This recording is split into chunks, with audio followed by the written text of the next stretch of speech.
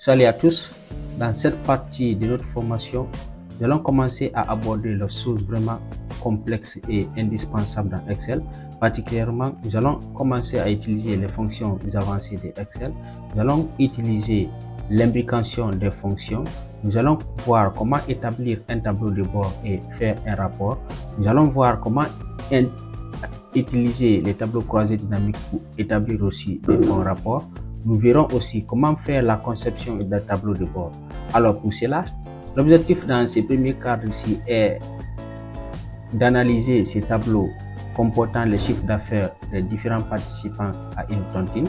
Donc, la base de données comporte les informations du premier mois 2023 à 2028. Pour analyser ces tableaux, nous avons pu ici établir une petite fiche ici à partir de Excel. Donc là, nous avons fait le récapitulatif tout en faisant ressortir le solde total versé de 2023 à 2028. Et là, nous avons groupé les clients parce que l'objectif ici est de déterminer le nombre de clients. Et nous nous sommes rendus compte que les clients sont fixes. Il n'y a que 20 clients participants ici à cette tontine. Alors ici, nous avons le chiffre d'affaires total là des différents clients qui sont indiqués ici.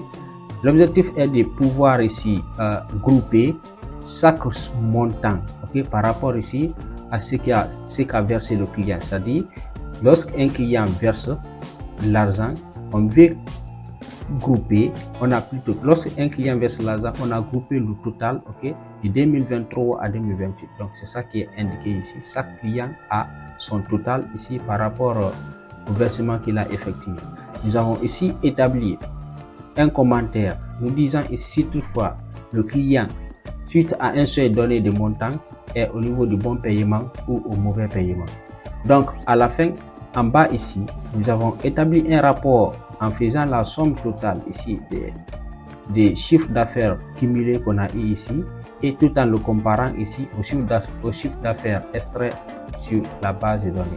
L'objectif ici est de se rassurer de l'exactitude des informations extraites de la base de données par rapport ici au solde cumulé du tableau statistique ici. Alors enfin, nous avons pu faire ressortir le nombre de personnes étant dans le bon ici niveau par rapport au paiement et ici le nombre de personnes étant dans le mauvais niveau par rapport au paiement ainsi que leur solde cumulé et c'est ici du mauvais niveau leur solde cumulé également. Alors nous avons pu établir une fiche nous permettant ici d'extraire de façon rapide les informations par rapport ici aux différents clients pour pouvoir faciliter les recherches.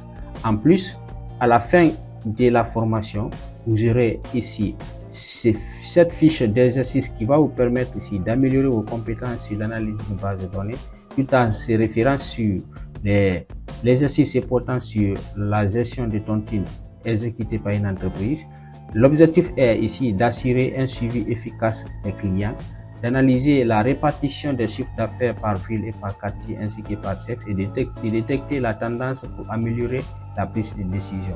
Vous aborderez les questions générales, vous aborderez ici les questions analytiques et vous aborderez ici les questions avancées sur Excel. Alors, je vous invite à vous abonner à ma chaîne, d'activer la cloche de notification et rester connecté. À la prochaine pour une nouvelle vidéo.